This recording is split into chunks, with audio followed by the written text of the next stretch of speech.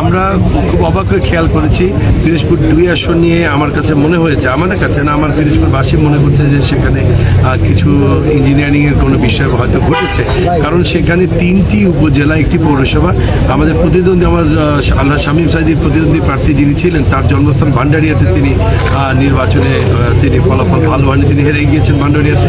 কাউখালীতে তিনি হেরে গিয়েছেন। পোস্টাল ব্যালটের মাধ্যমে যে ভোট এসে সেখানেও তিনি হেরে গিয়েছেন। শুধুমাত্র নেসারাবাদ, যে নেসারাবাদে তিনি ওই অর্থে পরিচিত ছিলেন না, সেখানে তিনি বিজয় লাভ করেছেন। এবং শুধু তাই নয়, আমাদের পিরোজপুরের যিনি প্রার্থী ছিলেন তার প্রধান নির্বাচনী এজেন্টকে নির্বাচনের সেন্টারে থাকতে দেওয়া হয়নি, আমাদের এজেন্টগুলিকে বের করে দেওয়া হয়েছিল। আমাদেরকে প্রার্থীর যারা কর্মী সমর্থক ছিল তাদেরকে মারধর করা হয়েছে। এ বিষয়ে লিখিত অভিযোগ প্রশাসনকে দেওয়া হয়েছিল, প্রশাসন যথাসময়ে সেই ব্যবস্থা গ্রহণ করেনি। কিন্তু নির্বাচন যখন ধীরে ধীরে দেখা গেল যে একটি ইঞ্জিনিয়ারিং দিকে এগিয়ে যাচ্ছে, আর তখন আমরা লিখিতভাবে প্রার্থী রিটার্নিং অফিসের কাছে আবেদন করেছে প্রত্যেকটি সেন্টারের, বিশেষ করে নেসারাবাদের প্রত্যেকটি সেন্টারের ক্লোজ সার্কিট ক্যামেরার যে ফুটেজগুলি আছে, সিসি ফুটেজগুলি তারা সংগ্রহ করার জন্য আবেদন করা হয়েছে।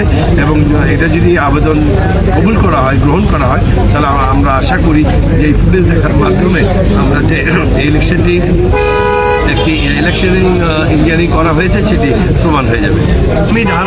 আমি বিশ্বাস করছি এখানে হয়েছে, এই জন্য আমরা আবেদন করেছি।